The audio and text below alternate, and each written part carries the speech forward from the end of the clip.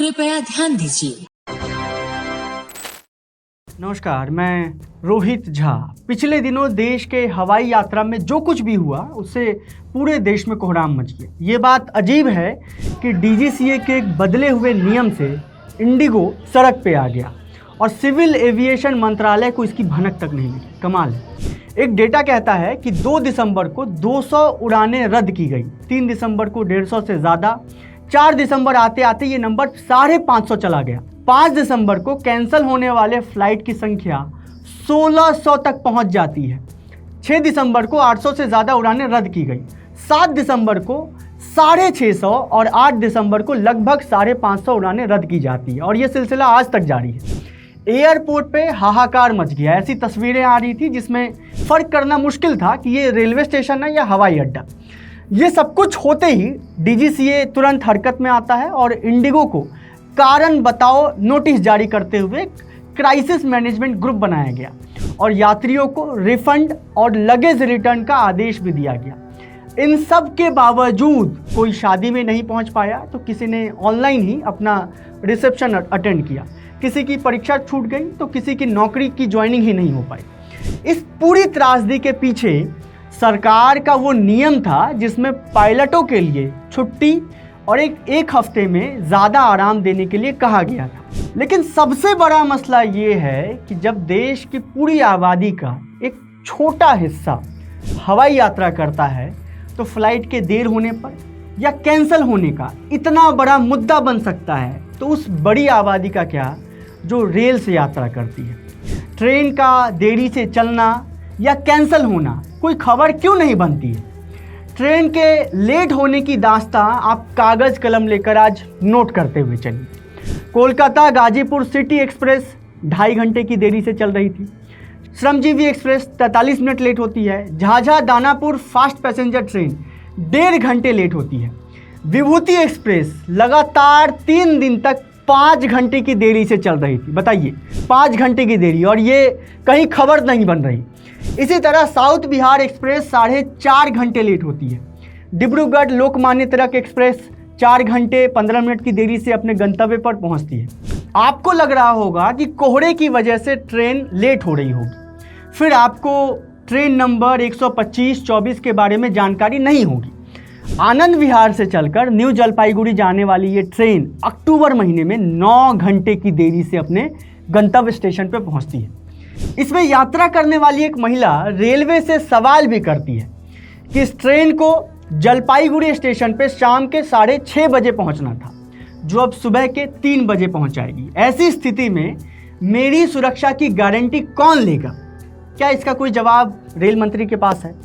अक्टूबर में रेल मंत्री अश्विनी वैष्णव फूलों वाले कंबल का उद्घाटन कर रहे थे। कमाल की बात है। यही ट्रेन आज रिपोर्ट करने तक यानी कि 10 दिसंबर को कैंसिल हो चुकी है और आप खुद जाकर इसे चेक भी कर सकते हैं।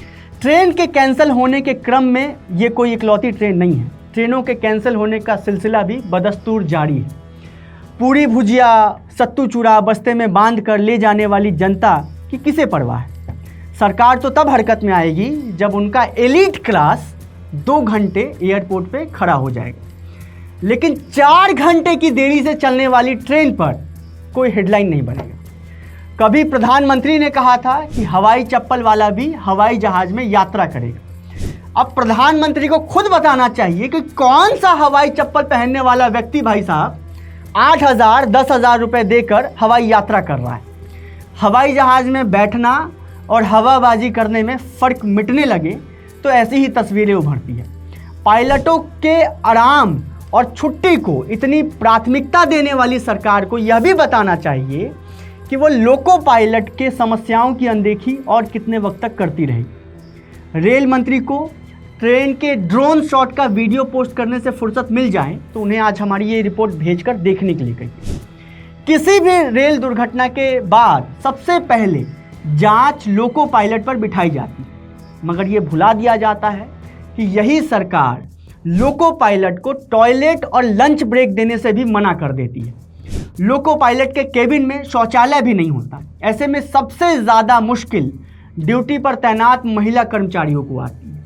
लखनऊ डिवीज़न के लोको पायलट संतोष सिंह कहते हैं कि जहां भी ट्रेन 5-10 मिनट के लिए खड़ी होती है, वहीं पर कुछ खा लेते हैं या शौच चले जाते हैं। लगातार लंबी दूरी का ट्रेन चलाने और यूरिन रोकने से किडनी पर बुरा असर पड़ता है। रेलवे के एक पूर्व अधिकारी कहते हैं कि बड़ी संख्या में पद खाली पड़े हुए हैं, जिसकी वजह से ये समस्या आ रही है। ऑल इंडिया लोको रनिंग स्टाफ एसोसिएशन लंबे समय से लोको पायलट के वर्किंग आवर सिस्टम को ठीक करने की गुहार लगाते आया है। हालात कितने ज़्यादा खराब है इसको आप इसी से समझिए कि दिसंबर 2023 में यूपी के बाराबंकी में लोको पायलट्स 2 ट्रेनों को छोड़कर चले गए। एक लोको पायलट ने जहां ड्यूटी आवर से ज़्यादा काम करने की बात कही थी, वहीं दूसरे ने कहा था कि ट्रेन में पानी, पावर सप्लाई की भी दिक्कत बताई। आपको ताज़ा मामला देखना हो तो ये देखिए कि महाकुंभ के दौरान जनवरी 2025 में लोको पायलट एक महाकुंभ स्पेशल ट्रेन को निगतपुर स्टेशन पर छोड़कर चले जाते हैं। उनका कहना था कि वो लगातार 16 घंटे से ड्यूटी पर थे। सोचिए, 16 घंटे की ड्यूटी, ये किसी भी व्यक्ति का शोषण है, वो चाहे प्रधानमंत्री का 18 घंटे काम ही करना क्यों ना हो। क्या इतने असहनीय काम के घंटे भी देश सेवा कहलाएंगे? हर साल त्योहारों के वक्त स्पेशल ट्रेन की नौटंकी होती है, फिर भी लोग ट्रेन के जनरल डिब्बों में, उसके शौचालयों में दम घोंटू यात्रा करने पर मजबूर है। हवाई यात्रा को लेकर बीते एक हफ्ते में जो कुछ भी हो रहा है उस पर नागरिक उड्डयन मंत्री से निश्चित तौर पे सवाल पूछा जाना चाहिए। मगर आपको ट्रेनों की हालत भी नहीं भूलनी चाहिए, जिससे देश की एक पूरी आबादी रोज यात्रा करती है। आप रेल मंत्री के सोशल मीडिया हैंडल पर जाएंगे तो वहाँ बागों में बहार दिखेगा, मगर हकीकत ये है कि रेलवे के खुद के कर्मचारी से लेकर के इसमें यात्रा करने वाले नागरिक हलकान हैं। अश्विनी वैष्णव को शोशेबाजी छोड़ करके मंत्रालय के हालात देखने हों तो उन्हें विट्टी चोखा देख लेना चाहिए। देखते दिखाते रहिए विट्टी चोखा। बहुत बहुत शुक्रिया।